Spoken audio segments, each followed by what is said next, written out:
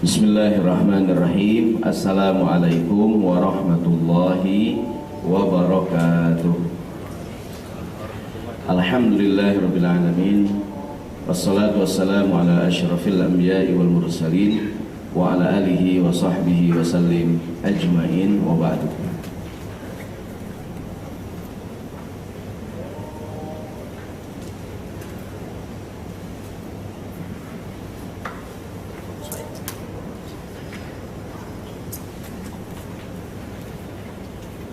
Qala ta'ala fil Qur'anil Karim, a'udzu billahi minasyaitonir rajim. Bismillahirrahmanirrahim. Subhanaka la ilma lana illa ma 'allamtana innaka antal alimul hakim. Shadaqallahul azim. Yang saya hormati dan yang saya muliakan hadirin sekalian, jamaah salat zuhur di musala di Mall Kota Kasablanka yang dirahmati Allah Subhanahu wa taala, rekan-rekan dari Wawa Servis serta para jamaah sekalian.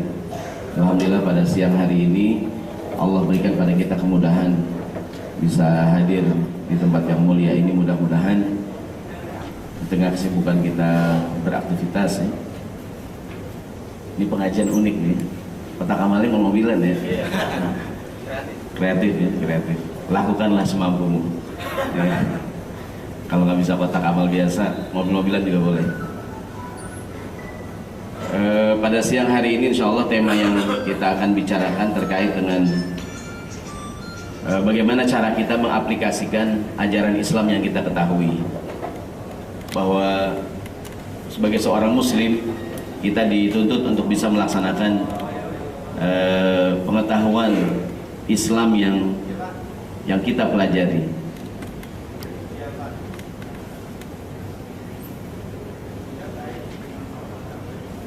Sehingga mudah-mudahan pengetahuan yang kita dapatkan dapat kita amalkan dalam kehidupan kita sehari-hari.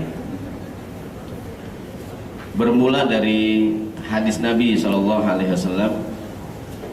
di mana beliau bersabda SAW,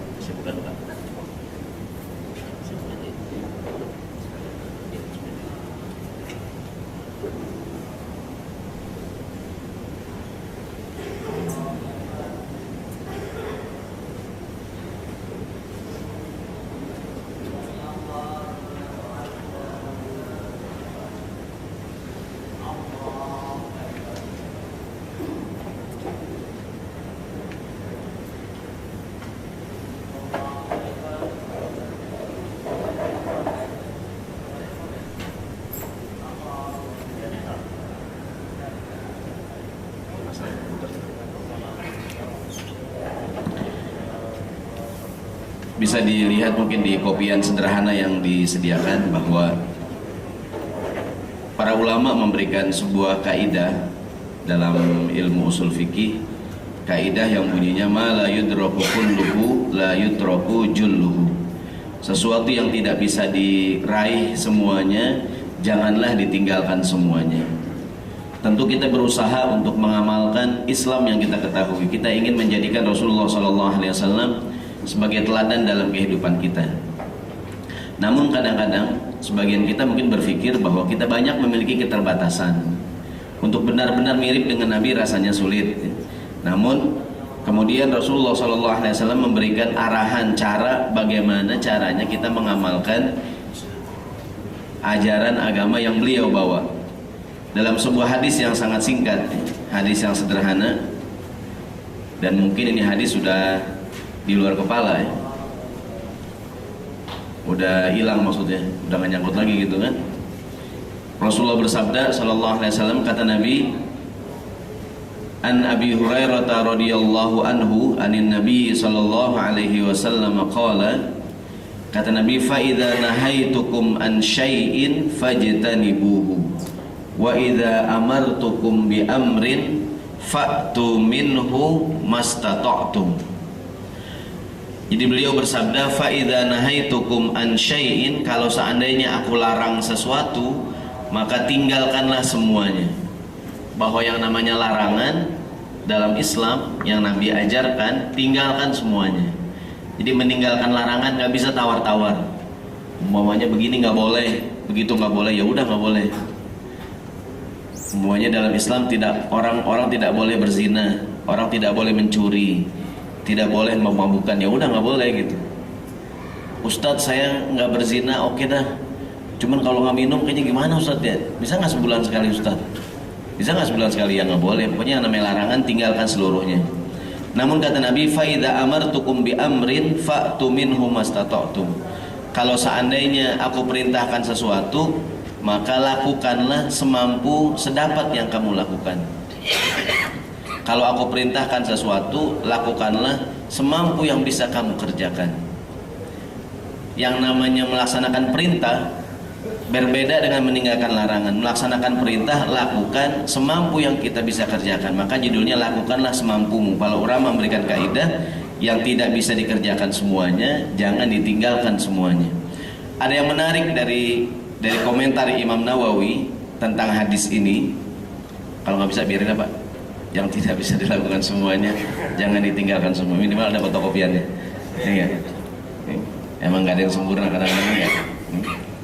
Ada dari komputer saya itu. Jadi mohon maaf hadirin.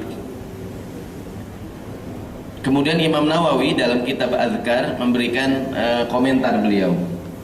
Beliau memberikan komentar tentang hadis ini. Kata Imam Nawawi, "I'lam, ketahuilah, yang bagi liman ballaghahu syai'un fi fadailil a'mal." Siapa orang yang sudah sampai padanya pengetahuan tentang sebuah amalan, siapa yang sudah tahu tentang keutamaan sebuah amalan, begini sunnah, begini baik, begini afdol, begini pahalanya besar, gitu ya. Ini sunnah, ini sebagainya. Maka kata Imam Nawawi, kalau sudah tahu ilmunya, sudah tahu teorinya, sudah tahu keutamaannya, sudah belajar, ayya'mala bihi walau marratan wahidatan. Hendaklah yang sudah tahu dia mengerjakan yang sudah dia tahu itu walau marratan wahidatan, meskipun cuma sekali dalam hidupnya. Liyakuna min ahlihi, agar dia tercatat sebagai ahlinya. Begini hadirin contohnya. Kita tahu bahwa begini sunnah, begini baik. Yang sering saya contohkan, kita tahu, sering kita dengar, menghatamkan Al-Quran merupakan sebuah keutamaan, gitu ya. Minimal kalau kita sudah tahu, kita pernah punya pengalaman menghatamkan Al-Quran. Dalam umur kita sekarang nih 30, 35, 40 dan seterusnya ya. Kalau orang tanya, pernah nggak Pak baca Quran sampai habis? Oh pernah saya, meskipun cuma sekali.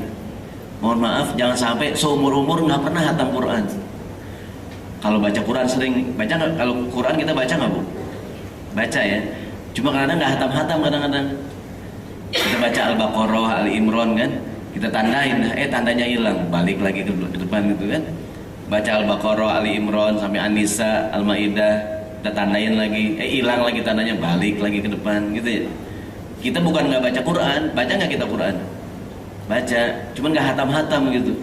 Jadi kalau seandainya menghatamkan Al-Quran sebuah keutamaan, minimal kita pernah punya pengalaman menghatamkan Quran. Mudah-mudahan sering ya, amin. Ngeri amin kayak ini, amin ya. Ya Rabbal Alamin. Jangan sampai, saya ulangi, kan ada orang yang rajin baca Quran, satu hari 1 juz, tiap bulan dia hatam Quran, ada nggak tuh? Kan katanya kalau lancar 1 juz berapa menit tuh? Berapa jam? 1 jam ya? 1 jam yang lancar ya? Kalau nggak lancar udah sebulan tuh. Ini yang lancar deh. 1 juz 1 jam, mungkin sehari 1 juz lah, sebulan dihatam Quran. Ada orang yang bulan Ramadan sampai 2 kali hatam Quran, luar biasa ya. Minimal dalam hidup kita pernah punya pengalaman hatam Quran. Kalau orang tanya, pernah nggak Pak hatam Quran Pak? Oh pernah saya. Kapan Pak? Dulu saya kecil, saya SD, gitu kan, pernah saya hatam Quran. Apalagi hadirin, saya muat contoh-contohnya nih. Berkurban sunnah nggak berkurban? Sunnah berkurban ya. Minimal dalam hidup kita pernah punya pengalaman berkurban. Kan kalau hari raya Idul Adha disunahkan berkurban. Jangan sampai, mohon maaf, kita nggak pernah korban. Kalau panitia sering panitia. Tahun kemarin panitia, dulu panitia, gitu ya. Tahun depan kayaknya panitia lagi kayaknya nih. Minimal kita pernah korban meskipun cuma sekali dalam hidup kita. Kita korban. Liyakuna min ahlihi, agar kita tercatat sebagai ahlinya. Mungkin hadirin sekalian dengar kemarin di Tebet ya. Ada Masjid Raya Al-Ittihad sini nih, dekat kantor kecamatan. Kan beritanya cukup heboh tuh. Ada seorang ibu pemulung tahun 2012, begitu hari raya Idul Adha dia berkurban. Sehari-hari mengumpulkan gelas plastik bekas air mineral kan. Sehari dia nabung 2.000, 3.000 sekian sampai 3 tahun kumpul duit yang cukup buat beli kambing. Begitu kemarin Idul Adha dia beli kambing 2 ya buat dia dan suaminya kan. Kan heboh tuh. Masuk koran, masuk TV ya kan, bahkan ada Pak Menteri datang, televisi datang memblow up gitu kan. Karena ada orang yang mohon maaf hidupnya pas-pasan korban. Kan kalau orang kaya sih biasa deh ya. Kayak hadirin sih orang kaya semua kali ya, biasa deh ya. Ini kan nggak lebaran aja korban. Korban banjir terus kemarin. Ini orang susah korban kan gitu ya. Kan jadi berita tuh. Yang menarik yang ingin saya ceritakan ketika dia ditanya, namanya Mak Yati ya kalau ingat tuh 2012 kemarin di Masjid Raya Al Ittihad Tebet sini. Ketika ditanya kenapa korban, kan kita orang miskin, orang susah, oleh teman-teman sama pemulung, apa jawaban dia tuh? Masa iya tiap tahun ngantri kupon mulu, sekali-kali dong korban. Begitu tuh hadirin tuh. Jadi mudah-mudahan tiap tahun kita korban, atau 2 tahun sekali, atau minimal kita pernah, minimal dalam hidup kita pernah kita punya pengalaman korban. Jangan sampai nggak pernah sama sekali. Bahkan saya sering bilang kalau di kampung-kampung tuh, kalau hari raya, kalaupun nggak korban sapi, kambing lah. Kalaupun nggak kambing, apaan kita sumbangin ke masjid? Nasi bungkus, air mineral, kantong plastik, terpal, berguna nggak tuh? Berguna, ya kan, buat panitia. Tapi jangan semuanya kantong plastik ya. Tadi musola banyak banget kantong plastik, air mineral gitu kan, nggak ada kambingnya. Ini saya pengen ceramah begini nih. Maksudnya kontribusi. Jadi yang tidak bisa dilakukan semuanya jangan ditinggalkan seluruhnya. Jadi ulama memberikan kaidah ma la yudraku kulluhu la yudraku julluhu, yang tidak bisa diraih semuanya jangan ditinggalkan seluruhnya. Utamanya hadirin dalam ibadah-ibadah sunnah. Dalam ibadah-ibadah sunnah. Di kopian sederhana saya kasih contoh sholat tahajud. Sholat tahajud. Mudah-mudahan kita pernah ngerjain, amin. Gitu kan, mudah-mudahan sering, gitu kan. Atau kita pernah sholat tahajud kayak Nabi. Ingat gak riwayat Aisyah istrinya? Aisyah cerita, karena Rasulullah SAW yaqumu minal laili hatta tatafattara qadamahu. Nabi kalau qiyamul lail saking lama berdirinya sampai merah-merah kakinya. Gitu ya. Kan kalau qiyamul lail agenda utamanya adalah qiyam. Apaan qiyam hadirin? Qiyam berdiri artinya. Kalau qiyamul lail, kalau bisa dirinya lama. Kalau sholat duha, yang dikejar adalah jumlah rokaatnya. Kalau sholat duha, kalau bisa jangan cuma 2, 4, 6, 8 dan seterusnya. Meskipun ayatnya pendek-pendek kalau sholat duha. Kalau sholat tahajud, qiyamul lail, agenda utamanya apa? Sesuai dengan namanya qiyam. Apaan qiyam? Berdiri. Maka Nabi dalam banyak riwayat kalau qiyamul lail dirinya lama. Maka kata Aisyah sampai merah-merah kakinya. Kadang dalam buku terjemahan sering diterjemahkan sampai bengkak-bengkak kakinya. Kan orang kalau diri lama merah apa bu? Kayak kita nungguin bakso yang kelamaan kan sampai merah tuh kaki kadang-kadang. Maksud saya begini, kalau Nabi Muhammad qiyamul lailnya dirinya lama, minimal kita pernah kayak Nabi qiyamul lail dirinya lama. Gitu kan? Ustaz saya nggak hafal surat apaan aja dah kita baca. Atau kalau sholat sunnah boleh nggak ngeliat mushaf? Boleh kan? Boleh. Sholat sunnah ngeliat mushaf kan? Kalau sholat wajib nggak boleh. Mungkin kita, oh maaf saya terekam ya. Saya duduk lagi pak. Jadi yang ngerekam dari diri, tapi saya duduk aja. Jadi kita qiyamul lail boleh nggak baca? Boleh ya, mungkin boleh dia pegang begini kan? Atau dia punya mushaf tahajud, ada Quran yang besar kan, ditaruh di alas begini kan? Dia sambil berdiri ngeliat mushaf, boleh nggak? Boleh, boleh. Tapi yang bacaan kita jangan yang kecil, kalau kecil ntar ya nggak kelihatan kan yang besar Qurannya. Jadi kalau orang tanya, pernah nggak pak bapak qiyamul lail seperti Nabi? Oh pernah saya, ya kan pernah tuh. Kan di Jakarta banyak tuh masjid yang kalau terawih 1 juz, atau kadang satu malam 3 juz. Ada tuh di Mampang, di Jalan Bangka 2. Kalau 10 hari yang terakhir itu 10 terus sekali qiyamul lail 3 juz. Tuh anak muda banyak yang kuat-kuat tuh. Minimal kita pernah hadirin. Kalau orang tanya, pernah nggak pak qiyamul lail dirinya lama? Oh pernah saya. Saya pernah tuh qiyamul lail Ustaz 1 juz. Gimana pak? Wah kapok datat lama banget. lama banget saya gitu kan. Minimal kita pernah gitu. Nah, jadi kalau kita baca riwayat Rasulullah kalau qiyamul lail kata istrinya saking lamanya sampai merah kakinya, kita kebayang nggak tuh? Oh ya, kita pernah ngerjain. Walau marratan wahidatan, meskipun cuman sekali kita pernah qiyamul lail. Sholat duha, alhamdulillah kita ngerjain. Sholat istikharah, pernah nggak ngerjain? Kan istikharah kalau punya pilihan ya Bu, punya pilihan, bingung gitu kan. Mungkin mohon maaf ya, dia masih gadis nih, ada dua yang mau nih gitu kan. Yang satu ganteng, cuman bokeh banget gitu kan. Yang satu punya duit, tampangnya hancur banget gitu. Yang mana gitu kan? Kan dia istikharah, minta petunjuk Tuhan. Minimal kita pernah punya pengalaman sholat istikharah gitu tuh.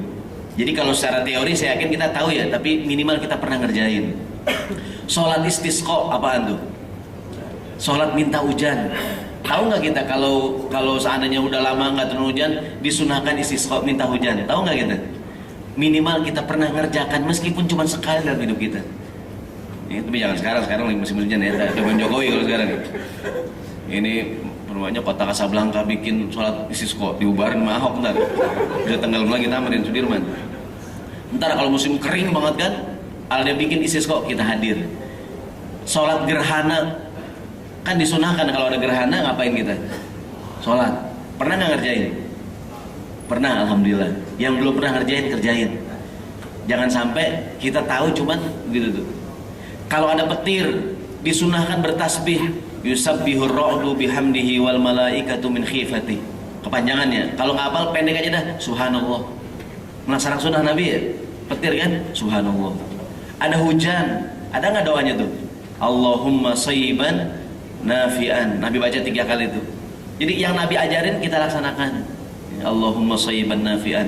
Nggak bisa bahasa Arabnya, boleh bahasa Indonesianya dah. Ya Allah, semoga jadi hujan yang bermanfaat. Semoga jadi hujan yang bermanfaat. Jadi yang tidak bisa kita lakukan semuanya, jangan dikerjakan semuanya. Jangan pas hujan gitu ya. Lu gitu. Itu jahiliyah tuh ya. Ada yang begitu tuh.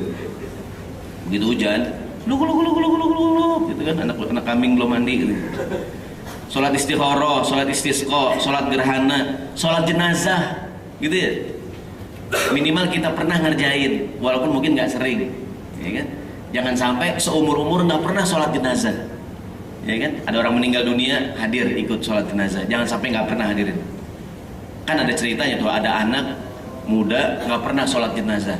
Satu hari bapaknya meninggal, dipaksa didorong jadi imam dia, ya kan, suruh maju ke depan, bingung dia kan, jadi imam, dia ruku, dia sujud begitu kan, semain jenazah kan nggak ada ruku nggak ada sujudnya, takbir 4 dia ruku, orang pada aneh, Pak nggak ada sujudnya Pak.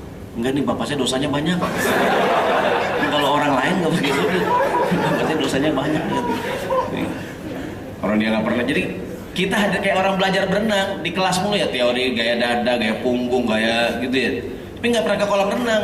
Kacau nggak tuh begitu kolam renang kayak batu langsung kan? Ini nggak bangun lagi begitu. Jadi yang udah tahu kerjain, meskipun cuman sekali. Puasa sunnah banyak, puasa sunnah Senin Kemis, puasa sunnah Nabi Daud. Puasa sunnah Ayyamul Bid, banyak gak tuh? Puasa-puasa sunnah kan? Minimal kita pernah ngerjain. Senin Kemis, alhamdulillah pernah. Bahkan kalau orang tua kita zaman dulu, puasa Senin Kemis udah jadi kebiasaan banget. Sampai jadi istilah. Orang kalau lemes dibilangnya, tampangnya Senin Kemis. Tuh orang tampangnya Senin Kemis. Itu dari mana asal muasal katanya tuh?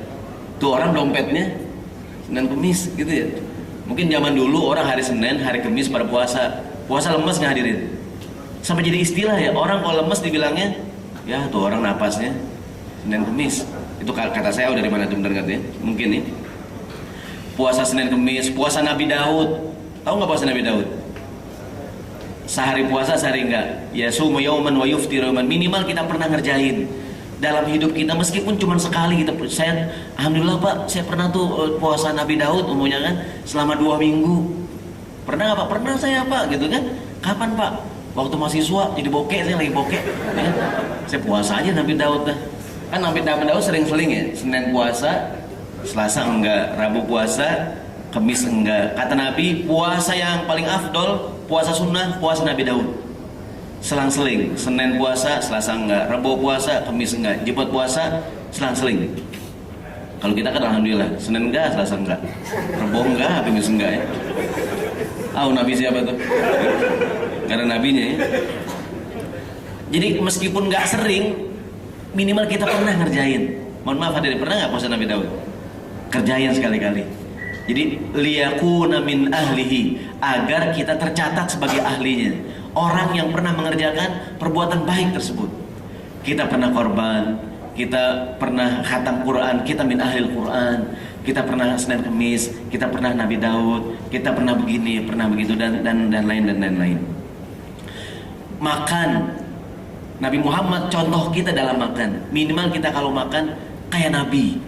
Nabi kalau makan gimana tuh? Nabi bersabda, "Kul biyaminika", makan pakai tangan kanan. "Wa kul mimma yalika", makanlah yang terdekat dari hadapan kamu. Mungkin di meja makan begitu kan, yang paling dekat ambil, jangan kalaupun jauh mungkin minta ambilin ya.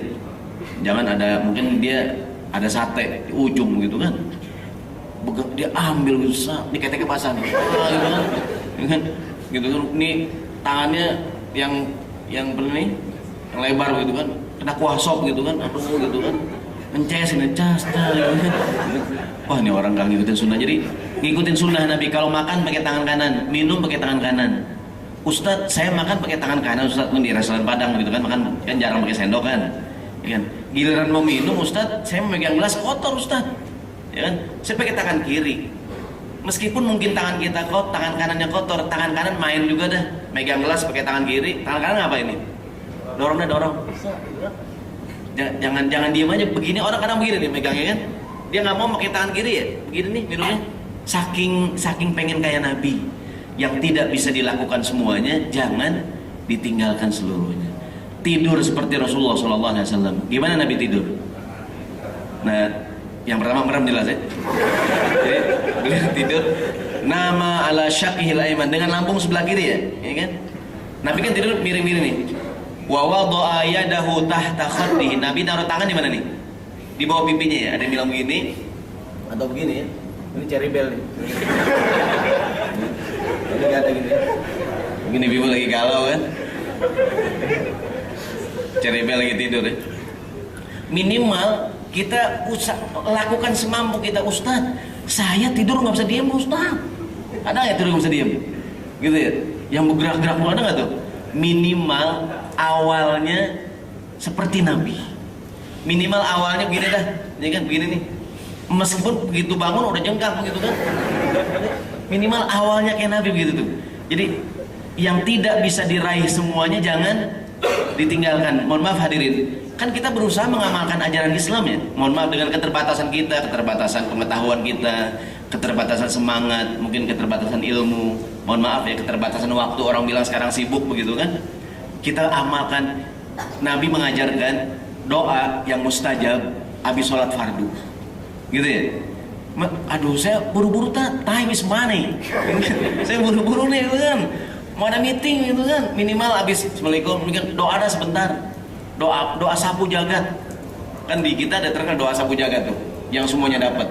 Robbana atina fid dunya hasanah wa fil akhirati hasanah wa qina, di dunia hasanah, akhirat hasanah, semuanya dapat kan. Minimal kalau dia masih panjang, dia berzikir subhanallah 33, alhamdulillah 33, Allahu akbar 33 gitu kan.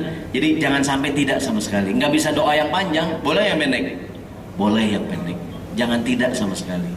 Jadi melaksanakan sunnah Nabi SAW. Ibu-ibu nih kan habis sholat begini, jangan begitu kelar sembahyang yang mau kena langsung sap gitu kan.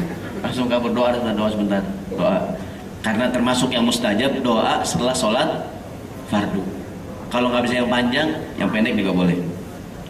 Kembali hadirin, apa contohnya lagi nih? Di sini saya muat beberapa contoh hadis Nabi. Jadi agama ini mengajarkan pada kita tidak hanya beribadah dengan cara yang maksimal, namun juga kalau tidak bisa maksimal, minimal juga boleh. Jadi agama ini tidak hanya mengajarkan ibadah yang besar-besar. Kalau nggak bisa yang besar-besar, boleh nggak yang kecil? Boleh. Contoh sekarang bersodakoh. Ada hadis Nabi ini masalah bersodakoh. Cukup singkat hadisnya. Qala Rasulullah sallallahu alaihi wasallam, Rasulullah bersabda, ini saya muat hadis di kopian kita yang sederhana nih. Kata Nabi, ittaqun naro walau bisyakki tamrotin. Takutlah terhadap api neraka dan bersodakohlah meskipun hanya dengan setengah kurma. Mungkin dia punya kurma cuma satu, ada orang lain yang pengen. Kalau dia makan semuanya, orang nggak dapet. Dikasih orang semuanya, dia sendiri nggak kebagian. Apa yang Nabi ajarin hadirin? Nggak bisa ngasih satu. Apa yang Nabi suruh? Setengah juga boleh. Itu korma bagi dua. Roti dah kalau di kita punya roti, ibu. Kita mau makan, teman kita ngeliatin, ences gitu kan? Dia ngeliatin gitu kan? Apa yang Nabi ajarin? Nggak bisa, syukur-syukur ngasih satu ya, dua, tiga ya. Tapi kalau nggak bisa, setengah juga boleh. Itu roti potong, pakai pisau ya, jangan pakai gigi kan? Bu mau bu? Enggak, Ustaz habisin aja. Enggak, ini sunnah bu, setengah atau enggak usah, habisin aja. Punya permen atau permen ini enggak percaya kan? Pak mau pak, ini sunnah nih pak. Enggak maksud habisin aja dah. Saya beli di warung gitu kan.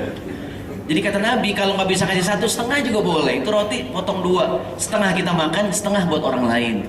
Jadi agama ini, saya ulangi, tidak hanya mengajarkan berbuat baik yang maksimal. Boleh nggak yang minimal? Boleh. Pengajian kita nih, ya kan? Kalau nggak bisa tiap hari, seminggu sekali juga boleh. Gitu kan? Mungkin kita sibuk bekerja, minimal dalam seminggu kita bekerja, ada satu hari kita ngaji, hari Kamis zuhur di musola kita nih di sini rame-rame, ya kan? Silaturahim. Mungkin mohon maaf, hadirin berangkat dari beragam kantor yang berbeda kan? Mungkin dengan atau mungkin di kantor yang sama, kadang-kadang dengan kesibukan masing-masing nggak ketemu, ya kan? Di musola seminggu sekali kita ketemu. Jadi bersodakoh kalau nggak bisa banyak, sedikit juga boleh. Saya mohon maaf nih, buat kita semuanya termasuk saya yang masih punya orang tua, berikanlah sebagian penghasilan yang kita dapatkan buat orang tua kita masing-masing. Boleh banyak, boleh sedikit. Jangan sampai, mohon maaf, seumur-umur kita nggak pernah ngasih hadiah buat orang tua kita. Meskipun orang tua kita punya uang, punya penghasilan orang tua kita, sebagai anaknya kita kasih uang, boleh banyak, boleh dikit, seneng nggak dia? Orang tua dikasih uang sama anaknya, seneng nggak bu? Seneng nggak pak? Mungkin ada ibu, Ustaz, tuh ibu saya kasih duit nangis kan? Ada nggak orang tua yang nangis kasih duit? Kenapa tuh? Hah? Kurang. Bukan terharu, bukan kurang. Mungkin pertama terharu, yang kedua kurang. Atau pertama kurang, yang kedua terharu gitu ya. Jadi hadirin, mohon maaf ya, ini buat kita semua nih yang masih punya orang tua. Kadang-kadang orang bilang gini, problem kita adalah kita udah jadi orang tua, saat yang sama kita masih punya orang tua. Kita kan udah jadi orang tua, mungkin udah punya anak, gitu kan, ada istri, ada suami, punya anak, gitu, punya keluarga. Saat yang sama kita masih punya orang, yang kadang-kadang bagi sebagian orang jadi masalah. Sebenarnya nggak masalah, mudah-mudahan. Jadi berikanlah dari sebagian yang kita dapatkan dari penghasilan kita buat orang tua kita masing-masing.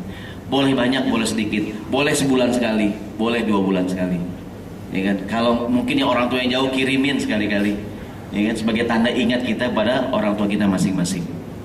Apalagi mohon maaf, anak yang sering janji sama orang tuanya, ada nggak tuh? Yang sering janji sama orang tuanya.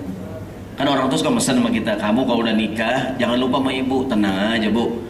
Pokoknya besok ibu tenang aja dah, lebaran tenang aja dah. Sampai sekarang ibunya tenang aja udah. Anaknya brengsek banget nih. Pokoknya beras, minyak, sembako ibu tenang aja dah. Kamu mau beliin? Ya enggak ibu, tenang aja, mau ngapain kan? Udah tua mau ngapain sih repot-repot, ya. Apalagi hadirin yang pernah janji mau ngasih uang sekian-sekian. Ada nggak yang janji ngasih uang? Pokoknya bu, tiap bulan aku kasih uang dah. Berapa sih aku kasih? Gope dah mah, tenang aja buat bayar listrik, gope aku kasih. Orang tua dijanji nungguin nggak hadirin? Orang dijanji nungguin nggak? Nungguin. Sebulan, 2 bulan, 3 bulan, brengsek banget nih janji. Kalau nggak sanggup bilang hadirin, bu, sama ibu kita kan, mama, dulu aku pernah janji mau ngasih gope ya mah. Gocap aja mah, gocap. Ya. Kalau nggak sanggup bilang. Sebab orang kalau dijanji nungguin hadirin. Kita kembali ya. Jadi bersedekahlah. Kalau nggak bisa banyak, dikit juga boleh. Kalau nggak bisa sering, jarang-jarang juga boleh. Kalau nggak bisa satu, setengah juga boleh. Kayak begini hadirin. Kalau kita jajan, mungkin kalau di mall sih jarang deh. Kalau kita kadang kalau jajan di luar, gitu kan? Mungkin di warung kaki lima atau kalau di Kalibata, mana Kalibata nih, di Steak itu kalau hari Minggu Sama orang jualan tuh. Kadang kalau kita makan baru banget duduk, cep, ada yang minta tuh, Pak minta Pak, gitu ya, Bu minta Bu. Kadang kita bilang maaf ya Dek, gitu kan. Artinya gini kan, kadang-kadang kita bilang sama istri sama suami, jangan dikasih. Kalau satu dikasih semuanya pada datang. Kadang kita bilang gitu ya. Akhirnya banyak buat yang datang tuh, gak ada yang kita kasih. Maksud saya hadirin, kalau kita nggak bisa ngasih semuanya, mungkin 20 orang tuh, boleh nggak ngasih 1 orang? Selama tidak melanggar aturan Pemda DKI Jakarta ngelarang ngasih bantuan di sembarangan tempat kan? Kan seandainya itu bolehlah ada orang Pak minta Pak, gitu kan? Sama yang lainnya Dek, yang lain udah Pak, Bapak doangan yang belum. Orang brengsek banget deh. Kan kita kadang bilang jangan dikasih. Kalau satu dikasih semuanya pada gitu ya. Gini hadirin, kalau nggak bisa ngasih semuanya, boleh nggak ngasih 1 orang? 2 orang boleh nggak? Gitu dah. Kayak kita kalau berangkat kerja, kadang-kadang ada masjid yang lagi dibangun ya, suka minta bantuan di jalanan ya. Mungkin sebagian kita, saya termasuk kadang kurang setuju orang minta bantuan di jalanan tuh. Cuman mungkin kadang mau gimana lagi dah, itu musolahan jadi-jadi kan. Maksud saya, kita kan sering lihat tuh bolak-balik tuh kan, ngelihat orang minta sumbangan sekali-kali, tapi kita nggak pernah ngasih gitu. Boleh nggak sekali-kali berhenti? Ya kan, ntar pulang kerja berhenti dah. Orang nggak pernah ngasih selama ini kan, ntar berhenti ngerem, gitu kan, kasih dompet. Dia kaget, tumben Pak, dia lagi sadar nih gitu. Kasih hadirin, sumbang sekali-kali. Jangan sampai tidak sama sekali.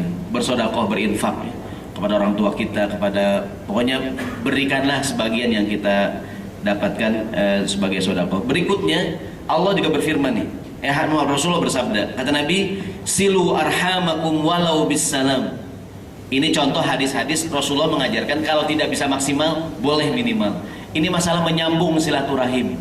Kata Nabi, sambunglah silaturahim di antara kamu walau bisalam, meskipun hanya sekedar mengucapkan salam. Mungkin main ke rumahnya nggak sempet, nggak punya waktu, kita sibuk begitu kan. Minimal ngucapin salam. Zaman sekarang minimal telepon, SMS dah, paling nggak miss call kalau nggak sempet. Kan miss call tanda ingat kadang-kadang. Wah dia miss call nih, ya kan? Lagi ingat ya, telepon balik Pak. Tadi miss call ya Pak. Maaf Pak Ustadz, kepencet Pak Ustadz. Gue kira miss call kali, kepencet nggak sengaja. Sekarang zaman jejaring sosial, Twitter, Facebook, BBM-an gitu ya. Kata Nabi, sambung silaturahim, meskipun sekedar mengucapkan salam, minimal like this, ya kan? Teman kita BBM ganti update status kan, mantap, gitu, biar girang kan. Kita kan nggak sempat, teman kita update status banyak banget kan, itu mantap, gitu kan? Itu berita, dia cerita neneknya meninggal, motornya hilang, gitu kan, mantap. Kata yang nulis, dia orang sablon, mas motor gue hilang, mantap, gitu kan. Kan kita kadang-kadang begitu tuh, ya kan? Mungkin yang rajin Facebook ya kan, temennya cerita panjang gitu kan, kita langsung baca like this, ya kan? Cerita motor hilang katanya, ya kan? Sama jempol 3, tak, gitu kan? Jadi kata Nabi, sambung silat meskipun sekedar ngucapin salam. Kalau nggak bisa ntar itu, ya minimal SMS. Kalau nggak bisa ngirim kartu lebaran, minimal kirim SMS gitu kan. Sekarang zaman jejaring sosial lah gitu kan. Orang tidak kehilangan cara untuk menyambung silaturahim. Saya menghimbau buat kita semua, sesibuk apapun kita, ada acara arisan keluarga, sekali-kali hadir. Nggak bisa hadir tiap bulan, 2 bulan sekali, 3 bulan sekali hadirin dengan niat menyambung silaturahim. Ada lagi hadis Nabi, balighu anni walau ayatan, tentang kewajiban berdakwah. Kalau tidak bisa ceramah dengan 20 ayat, 1 ayat juga boleh. Meskipun nggak bisa ceramah, berdakwah meskipun dengan cuma 1 ayat. Balighu anni walau ayatan, sampaikanlah dariku meskipun cuma 1 ayat.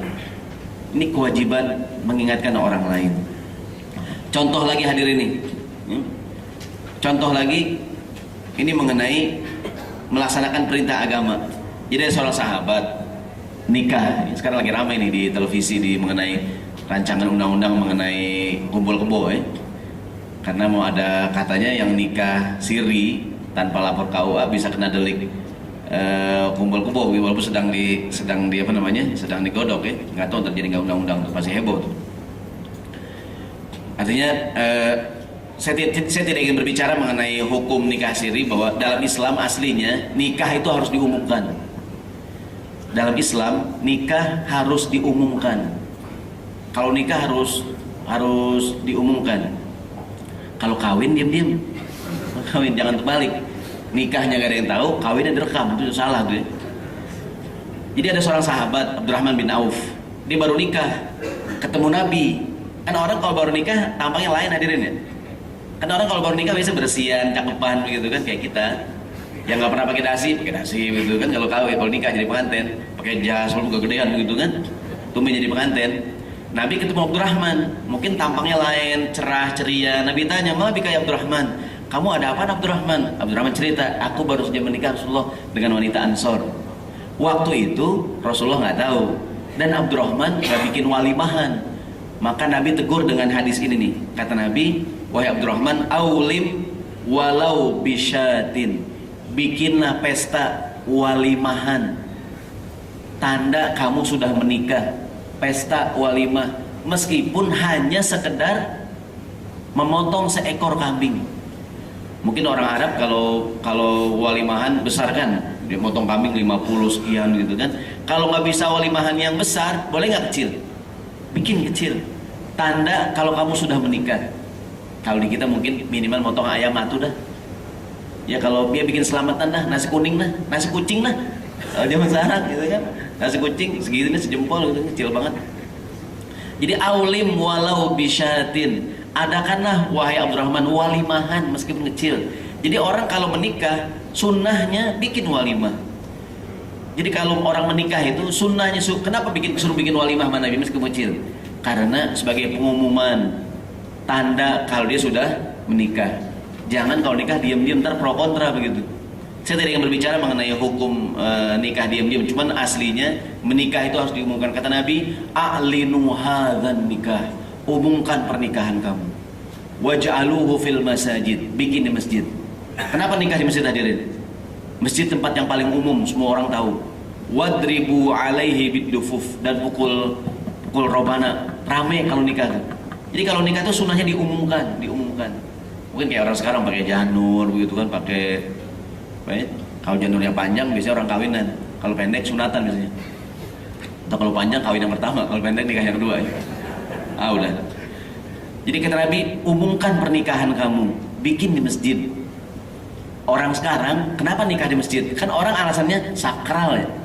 Padahal Nabi enggak, Nabi bilang nikah di masjid karena masjid tempat yang paling umum, semua orang tahu. Sampai Nabi bilang wadribu alaihi bidufuf. Kalau nikah pukul robana. Apa tuh? Pokoknya biar rame, biar orang tahu. Jadi kalau ada acara pernikahan bagusnya rame begitu. Ya. Jangan kalau punya tel hiburan jangan minimal lagu-lagu yang semangat lah.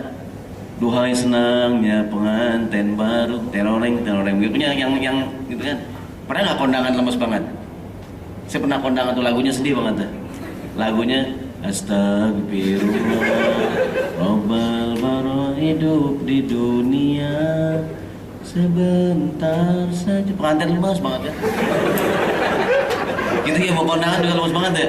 Kita mau ngambil ayam doang enak ya, lemas banget ya. Mungkin maksudnya yang panitia IO nya nih pengen suasana nasyid lagu Islam. Bagus nggak? Bagus ya. Cuman jangan lagu yang itu kan lagu buat qiyamul lail, buat muhasabah. Ya kan? Masa orang kondangan hidup di dunia sebentar saja gitu. Itu pengantin lemas banget kan. Kayak besok mau meninggal gitu kan. Lemas deh gitu kan. Saya sih mungkin mungkin panitia pengennya nasihat yang Islami. Bagus nggak? Bagus. Cuman kurang tepat. Maunya yang ramean di kita gitu kan. Jadi kata Nabi, kalau nggak bisa bikin pesta yang besar, yang kecil juga boleh. Sampai para ulama dalam kajian mengenai walimah, pada seminimalnya walimahan motong kambing satu. Wala hadda li aktsariha, tidak ada batasan maksimal. Jadi kalau orang walimahan pesta pernikahan minimal 1 ekor kambing. Kalau maksimal boleh nggak Ustaz? Pesta walimahan 7 hari 7 malam, boleh nggak? Boleh aja, yang penting duitnya halal kan, bukan korupsi kan? Mungkin temennya banyak kali. Di Facebook 3.000 temen. Di Twitter followernya banyak. Gitu kan. Dia kontraktor, kontrak sono, kontrak sini gitu kan. Banyak tetangganya begitu kan. Pas dia nikah, boleh nggak ngundang banyak? Ini kalau semalaman nggak cukup. Boleh nggak 3 hari 3 malam? Ya asal duitnya halal kan silakan aja. Tidak ada batasan maksimal. Kalau minimal dengan memotong seekor kambing. Hadirin rahimakumullah, kita kembali ke kesimpulan kajian kita bahwa siang ini kita berbicara mengenai mengamalkan ajaran agama. Lakukanlah semampu yang bisa kita kerjakan. Kata Nabi SAW, wa idza amartukum bi amrin fa'tu minhu mastata'tum. Kalau aku perintahkan sesuatu, lakukan semampu yang bisa kamu kerjakan. Nggak bisa banyak, boleh dikit. Nggak bisa sering, boleh jarang-jarang. Nggak bisa ngasih besar buat orang tua kita, dikit juga boleh. Nggak bisa qiyamul lail setiap malam, boleh seminggu sekali, 2 minggu sekali. Minimal pas-pas ada champion begitu dah, ya kan? Mungkin kalau nggak ada bola susah bangun begitu kan? Mungkin kalau pas ada bola gampang bangun ya kan? Sebelum nonton bola qiyamul lail dulu dah biar berpahala ya kan? Bukan cuma nonton bola doang kan? Kalau nggak bisa puasa tiap minggu, minimal pernah dalam sebulan ada puasa sunnahnya. Ada begitu hadirin. Yang tidak bisa dikerjakan semuanya, jangan ditinggalkan seluruhnya. Kesibukan kita bekerja minimal dalam seminggu ada pengajian. Tiap hari Kamis, saya mudah-mudahan pengajian ini kita dukung sama-sama. Minimal dukungan kita berupa kita hadir dalam acara pengajian yang diselenggarakan oleh Huawei. Mungkin nanti juga kantor yang lain akan bergabung gitu ya, menyelenggarakan pengajian ini sehingga saling bekerja sama membuat pengajian kita bisa berjalan lebih baik lagi. Kira-kira demikian yang saya sampaikan, mudah-mudahan berguna buat saya, buat kita semua. Kita semangat mengamalkan ajaran agama yang kita ketahui semampu sedapat yang bisa kita lakukan. Saya serahkan dulu kepada pembawa acara sebelum ditutup. Assalamualaikum warahmatullahi wabarakatuh. Ya, alhamdulillahirrahmanirrahim. Sebelum tanya jawab, ada informasi bagi para jemaah yang belum mendapatkan informasi kajian atau ingin mendapatkan info kajian, dipersilakan untuk mendaftarkan email, karena untuk sampai saat ini kami MTHS memberikan info kajian melalui email seperti itu. Ya, mungkin masih ada waktu sekitar 5 menit Ustaz untuk sesi tanya jawab Ustaz. Ya, bagi para jemaah yang ingin bertanya dipersilakan dari ikhwan ataupun akhwatnya. Iya, tafadhol.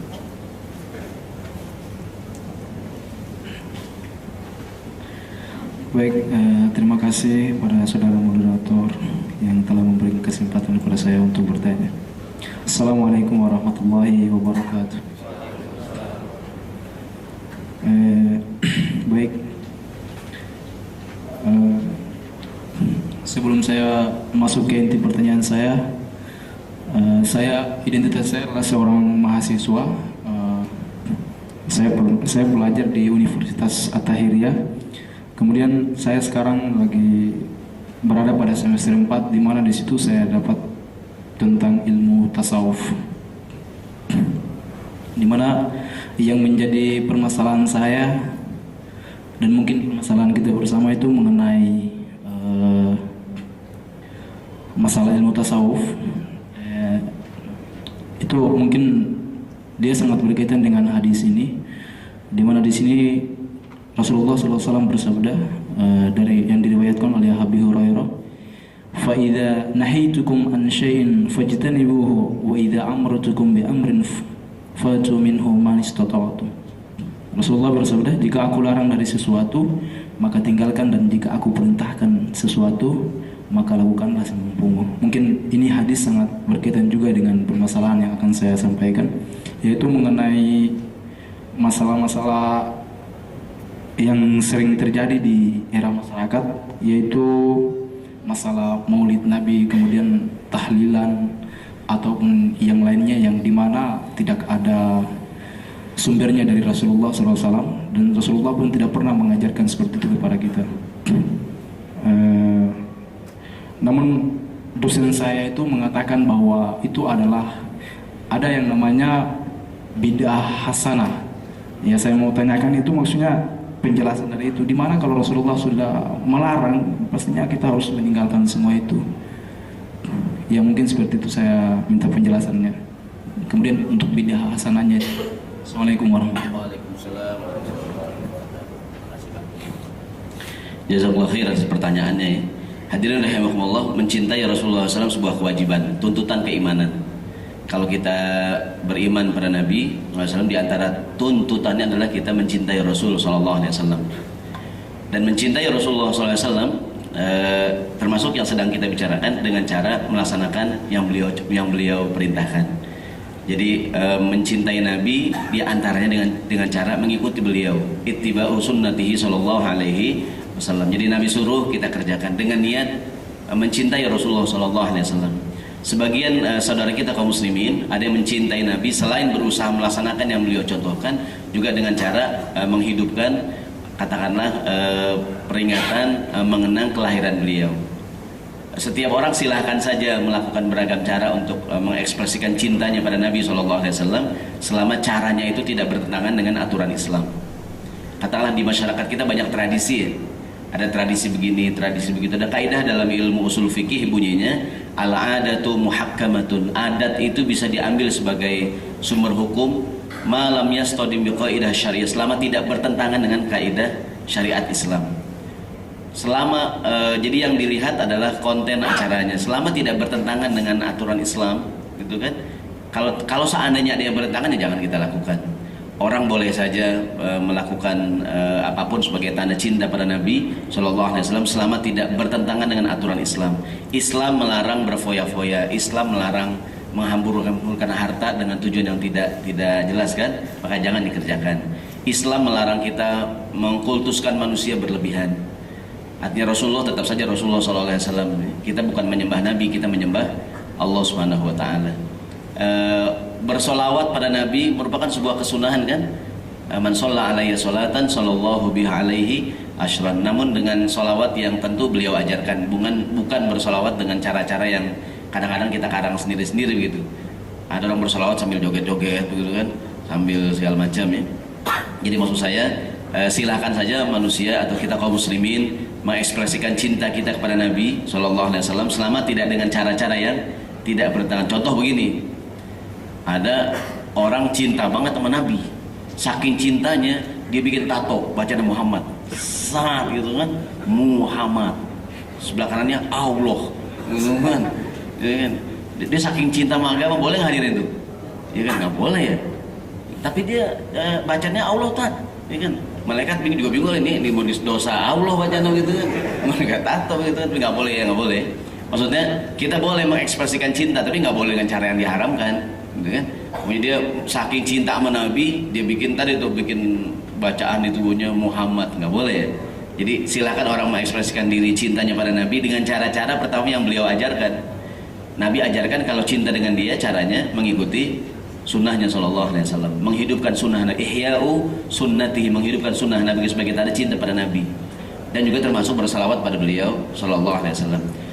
Namun kalau kaum muslimin mengadakan acara peringatan kelahiran Nabi, kemudian dalam acara tersebut ada unsur-unsur yang bertentangan dengan agama, mungkin terlampau berlebihan, terlampau berfoya-foya, terlampau katakanlah ada hal-hal yang dianggap bertentangan dengan syariat Islam, kita boleh mengingatkan dengan dasar watawasau bil haq watawasau bis sabr. Namun kaum muslimin berkumpul di masjid mendengarkan ceramah, boleh nggak tuh? Bersilaturahim boleh nggak hadirin? Ya boleh saja. Namun seandainya ada hal-hal yang bakar kemenyan begitu kan, sampai orang kehilangan kesadaran, nah itu yang nggak boleh dah. Kira-kira demikian jawaban saya. Mudah-mudahan berguna, dan kapan-kapan kita bicarakan lebih dalam lagi. Mudah-mudahan yang disampaikan berguna buat saya, buat kita semuanya. Sekali lagi semangatnya mengamalkan ajaran agama, sunnah Nabi semampu sedapat yang bisa kita lakukan, insya Allah. Sekian dari saya serahkan kepada pembawa acara. Assalamualaikum warahmatullahi wabarakatuh. Ya, alhamdulillahirrahmanirrahim. Sekali lagi bagi para jemaah yang ingin mendapatkan informasi kajian bisa mendaftarkan email setelah kajian ini selesai. Ya, alhamdulillah kita tutup saja kajian kali ini dengan baca hamdalah, alhamdulillahirrahmanirrahim, istighfar, astagfirullahaladzim, dan doa penutup majlis. Subhanakallahumma wa bihamdika asyhadu an la ilaha illa anta astaghfiruka wa atubu ilaik. Ya, assalamualaikum warahmatullahi wabarakatuh.